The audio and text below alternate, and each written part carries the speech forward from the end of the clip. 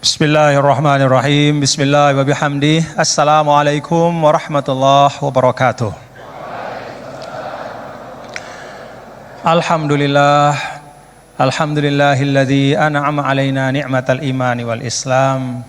Segala puji hanya milik Allah yang mengkaruniakan kita nikmat iman wal islam. Wa jama'ana fi hadzal makan fi khairin wa lutfin wa afiyah. Dan mengumpulkan kita, mendudukkan kita bersama, menyimpuhkan kita di majelis ini dalam keadaan sehat walafiat. Wassalatu wassalamu ala sayyidina maulana Muhammad. Salawat dan salam hanya terlimpah sepenuh-penuhnya kepada Nabi yang mulia, Nabi besar Muhammad sallallahu alaihi wasallam, wa huwal qail. Dan beliaulah yang mengatakan khairukum man ta'allamal Qur'an wa 'allamah. Sebaik-baik kalian adalah yang belajar Al-Qur'an dan kemudian mengajarkannya. Allahumma shalli wa sallim wa barik alaihi wa ala alihi wa ashabihi wa man tabi'a hudah ila yaumiddin, amma ba'd. Yang sama-sama kita hormati dan kita muliakan guru kita yang sekarang tengah dalam perjalanan, yaitu Al-Mukarram Kiai Haji Bahauddin Nur Salim, ya, Gus Baha. Tadi katanya TGB, Tuan Guru Baha, ya. Ya benar itu, pas ya. Alhamdulillah. Kita doakan mudah-mudahan beliau yang sedang dalam perjalanan bisa selamat, sehat sampai dan insya Allah berbagi ilmu dengan kita semua. Bapak Ketua Badan Wakaf yang saya hormati, Bapak Rektor, Bapak-bapak para pembantu Rektor, dan para cerdik cendikia yang ada di belakang saya yang tidak dapat saya sebutkan satu persatu, semua saya hormati, saya takzimi. Para hadirin dan hadirat sekalian, Bapak-bapak dan Ibu hadirin jamaah ngaji bareng pada pagi hari ini. Mudah-mudahan kita semua dirahmati Allah. Bapak Ibu, dulu seorang guru saya, Syekh Abdul Ghafur Mustafa almarhum, beliau mengatakan bahwa risalah agama itu kalau diringkas dalam satu kalimat, risalatul Islam adalah is'adul insan fid dharain. Jadi Islam itu datang adalah is'adul insan fid dharain, yaitu untuk membahagiakan manusia di dunia maupun di akhirat. Beliau mengatakan semua maqasidus syariah, termasuk tentu sumber utama kita berislam, yaitu Al-Quran dan juga hadis atau sunnah Rasulullah sallallahu alaihi wasallam, itu dihadirkan oleh Allah dalam ruang kehidupan ini. Al-Quran itu kan kalamullah yang qadim, ya. Kalamullah yang qadim itu bahkan yang melekat pada zat Allah. Tapi ya, kalamullah yang qadim yang melekat pada zatnya itu, Allah bermurah untuk menghadirkannya, ya, dalam wujud huruf-huruf, kata-kata, kalimat-kalimat yang kemudian menjadi sekumpulan ayat, lalu menjadi surah dan menjadi satu mushaf dalam 22 tahun lebih diturunkan kepada Rasul. Itu adalah untuk membahagiakan manusia. Ini perlu kita ingat, ya.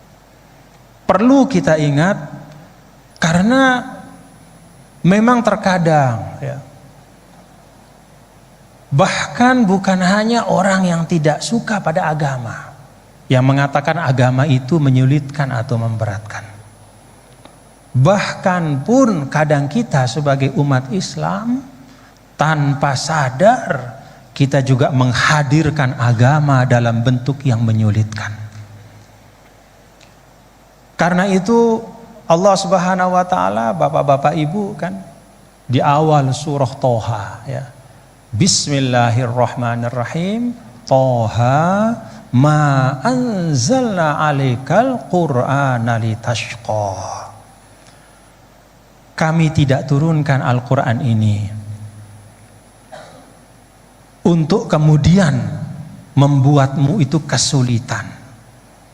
Jadi Al-Qur'an ini bukan hendak memberatkan hidup kita, Bapak-bapak Ibu.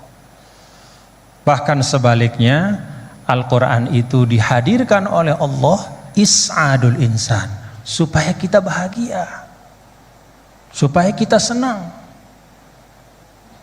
Maka kalau kita sebagai umat Islam hari ini atau kapanpun ya, merasa sumpek dengan keislaman kita ya, merasa berat di dalam kita sebagai seorang muslim, maka itu sama sekali bukan salah agama. Itu sama sekali bukan salahnya Al-Quran, tetapi itu adalah kekeliruan kita di dalam beragama. Ulama mengatakan ada beragama yang keliru, yang namanya at-tadayyun al-ma'kus, beragama tetapi terbalik-balik. Yang dipentingkan oleh agama itu ditinggalkan, yang enggak terlalu penting justru yang dibahas habis-habisan. Bahkan yang memudaratkan ya, yang sama sekali tidak disinggung oleh Al-Quran, itu justru yang dijadikan topik bahasan, sampai bahkan memenuhi ruang publik. Sedangkan pesan-pesan yang penting dari Al-Quran itu ada hal-hal yang membuat kita sumpek di dalam beragama ya. Kalau ketika kita mendekat kepada agama itu kok rasanya semakin berat gitu ya. Mungkin ya karena keberagamaan kita itu yang disebut oleh para ulama at-tadayyunul ma'kus. Jadi beragama cuman kebalik-balik gitu.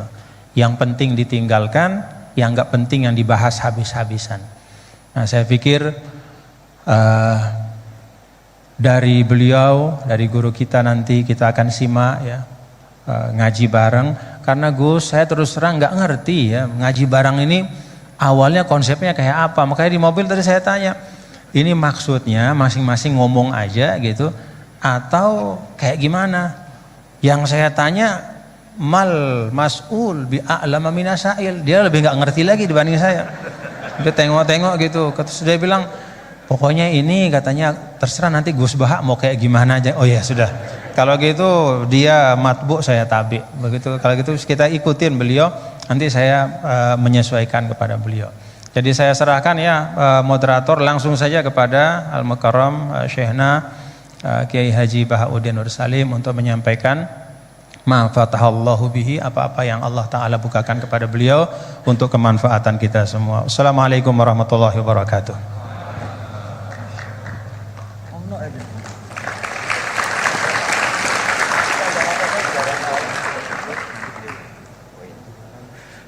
Baik, karena ada perubahan di tengah-tengah gitu kan. Baiklah, kami berikan waktu tadi Gus, sempat kami singgung bahwasanya di sini ada 2 TGB, Tuan Guru Bajang dan Tuan Guru Bahak gitu kan.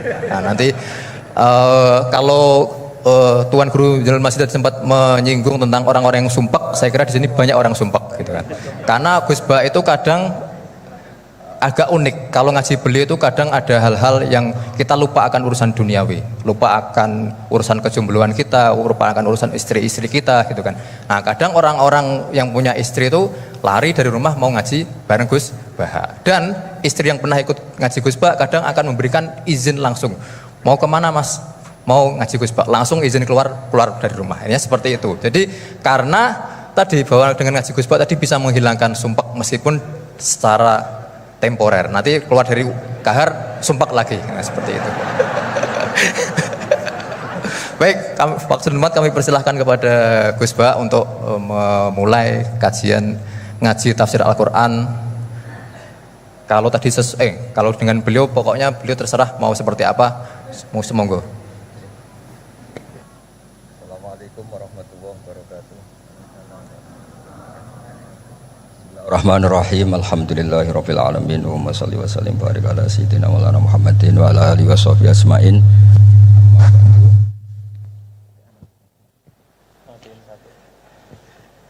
Alhamdulillah nih ngaji bareng juga nggak ngerti polanya juga. Ya, yang terhormat nih wonten Bapak Rektor, wonten Mas Zainul Masdi, wonten Ketua Badan Wakaf Mas Warsono Muhammad sedanten saya hormati. Ini katanya untuk bahagia. Jadi saking pentingnya untuk bahagia itu sampai Allah itu kadang ngendikan hal yang nggak penting, tapi menjadi penting karena untuk bahagia. Jadi kalau Allah tanya Nabi Musa ketika ketemu dipanggil itu, wa ma tilka biyaminika ya Musa, yang kamu bawa itu apa? Padahal ketika dipanggil itu kagetnya bukan main. Misalnya pegawai UI dipanggil rektor itu kagetnya bukan main. Bawaannya rektor itu mesti nyalahkan. Mesti pikirannya orang itu mesti ketua badan wakaf ya sama. Mesti mau negur atau apalah. Nah, bawaan orang dipanggil atasan itu grogi, maka Allah ngendikan yang rileks. Kamu bawa apa gitu. Yang kamu pegang tangan kanan kamu itu apa? Masa Allah tanya sekedar gitu kan karuan. Wong kita manusia saja tahu yang dibawa Musa itu apa tong? Kok Allah malah tanya? Banyak analis, banyak mufassir, banyak ahli hakikat yang berpendapat Allah itu menghilangkan groginya Nabi Musa. Sehingga tanya yang ringan. Jadi saya mohon ini pimpinan di sini juga kalau tanya anak buah yang ringan-ringan. Wes sarapan. Bon. Jadi kalau sosokan disiplin itu bukan sunnatullah, saya jamin itu. Apalagi tanya saya, kenapa Gus terlambat? Mulai saya pulang gitu. Tuhan yang Tuhan saja sebaik itu kok rektor sama badan wakaf kok sekeras itu gitu. Jadi ini bukan gojlok supaya jadi orang yang dekat Allah gitu. Jadi ditanya, wa ma tilka biyaminika ya Musa. Kamu bawa apa ke sini? Yang di tangan kanan kamu itu apa? Nah, bisa jawabnya ya lucu ya sederhana. Ini tongkat Gusti. Tak pakai menggembala kambing, tak pakai ini itu. Bisa masih bilang dan lain-lain. Kayak laporan keuangan tuh kalau susah nerangkan itu dan lain. Terakhir ditutup waliya fiha ma'aribu ukhra dan masih ada lagi yang lain di depan Allah. Kamu lapor audit di badan wakaf diterima enggak laporan lain tadi? Ini teman saya lama ini. Saya di UI itu sudah lama cuma inginnya dikenal Allah, tapi sekarang malah dikenal rektor. Aduh repot agak. Saya dulu dari anak Profesor Zaini itu mulai 2000, tahun 2000 dekat sekali dengan saya, sering ke rumah saya, ke kontrakan saya karena diskusi tafsir. Dan saya ikhlas sekali tidak ingin dikenal rektor badan wakaf siapapun. Karena keluarga saya itu, bapak saya itu wali. Jadi kalau wali itu kepinginnya dikenal Allah. Tahu-tahu diturunkan derajatnya, disuruh kenal rektor, kenal badan. Jadi ini ada pemakhlukan. Ya ada pemakhlukan. Turun dulu baru naik. Iya. Jadi saya artinya gini, saya di sini itu sohibul bait. Jadi tadi Mas Masdi itu keliru kalau nanti saya ngisi, saya ini sohibul bait, nanti yang ngisi ini. Maksudnya seperti itu maksudnya. Jadi, karena tuan rumahnya saya Pak Warsono. Ya, ini tamu ya. Tapi ternyata pemakhlukan itu penting. Di dalam ilmu tafsir diantaranya itu dikenal namanya tanazzulatul maulah. Allah itu menurunkan martabatnya. Allah sebagai Tuhan tentu tidak pernah menghutang kita, tidak pernah merasa dikasih karena semuanya itu milik Allah. Tapi Allah untuk memotivasi orang amal itu ngendikan Allah man dzalladzi yuqridu waha qardan hasana. Siapa yang mau menghutangi saya? Allah itu tentu tidak butuh hutang kita karena kan semua milik kita itu milik Allah. Tapi supaya orang termotivasi amal, merasa superior, merasa heroik, saya mau menghutangi Allah, saya mau menolong Allah. Padahal Allah huwan nasir, Allah ni'mal maula wa ni'man nasir. Tapi Allah mengistilahkan dirinya intan suruwaha, jika kalian menolong Allah. Wahal yahtaju ilan nasri, tentu tidak, Allah tidak butuh pertolongan kita. Tapi itu tanazzulan. Allah yang Tuhan saja menurunkan derajatnya untuk komunikasi dengan manusia. Artinya kalau saya makomnya sudah fana kenal Allah, saya juga ikhlas turun derajat kenal rektor gitu. Jadi itu insya Allah tidak masalah. Gitu. Ben sampean pernah dengar ilmu hakikat memang gitu. Jadi saya ini memang sudah sering cerita ke Pak Fajar, Pak Sadeli, Pak Junaid. Saya ini sudah daftar ingin jadi resi lah. Saya sudah nggak pernah keluar, saya di rumah ngaji. Tapi ngaji kalau ngaji terus ya. Saya belum pernah nggak ngaji. Satu hari minimal ngaji 4 kali.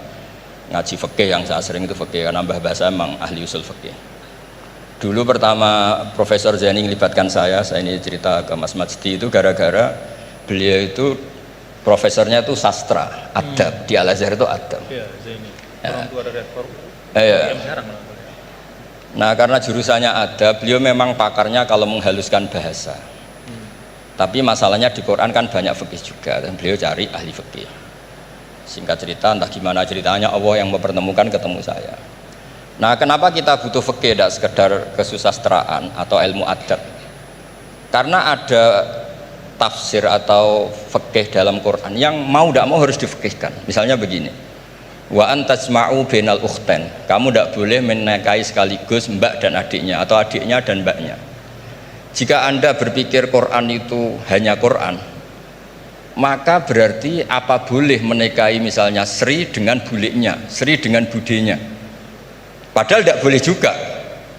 Tapi faktanya Quran hanya ngendikan wa antasma'u bainal ukhtain. Sebab itu zaman Rasulullah SAW sugeng itu nambahi wala binal mar'ati wa ammatiha wala binal mar'ati wa kholatiha, juga tidak boleh menikahi Sri dan budenya atau Sri dan buliknya. Dan kebetulan Nabi itu tidak menambahkan wala binal mar'ati wa jaddatiha, karena kayaknya itu nggak usah dilarang, ya sudah lucu aja gitu. Masa kamu nikahi perempuan umur 17 terus minat mbahnya umur 70. Lah itu kalau sampai butuh dilarang, ya Anda perlu berobat itu. Tapi kalau bulik kan kadang masih menarik. Orang-orang kayak gini itu misalnya nikah umur 17, buliknya cantik umur 30, minat enggak? Jadi artinya butuh dilarang untuk tidak minat tuh butuh dilarang gitu. Tapi kalau mbah ngono kok ditakok. Nah, ngono kok ditakok. Ini pakarnya. Ini tetangga saya orang Bojonegoro, dulu benderanya Profesor Zaini juga. Artinya andai kan tidak ada usul fikih ini mimbabi itlaqil ba'di wa iradatil qul. Meskipun usul fikih itu yang menginduk ilmu balaghah, ilmu ini itu. Jadi Allah menyebut bainal ukhtain artinya diganti bainal mahromain. Jadi ukhtain itu ibaratun atau itlaqul ba'di, yaitu ukhtain mewakili kata mahromain. Dua perempuan yang punya hubungan mahram tidak boleh dinikah bersamaan untuk orang-orang yang poligami.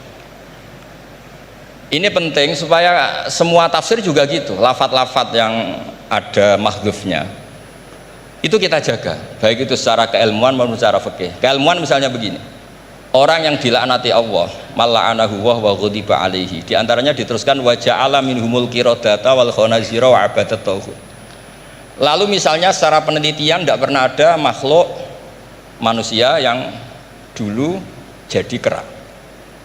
Tapi melihat ayat itu seakan-akan itu pernah ada periode atau kejadian di mana manusia itu dirubah jadi kera. Wa ja'ala minhumul qiradata. Mau tidak mau kita butuh perangkat ilmu lain yang namanya balaghah. Itu orang Jawa, itu kalau dilangkai kakinya itu hanya bilang kayak kera. Orang nggak sopan tuh katanya kayak kera. Tapi kalau dilangkai kepalanya langsung oh dasar ketek itu, dasar kera. Artinya dalam ilmu tasbih, kalau kemiripannya itu biasa itu masih disebut ka, seperti.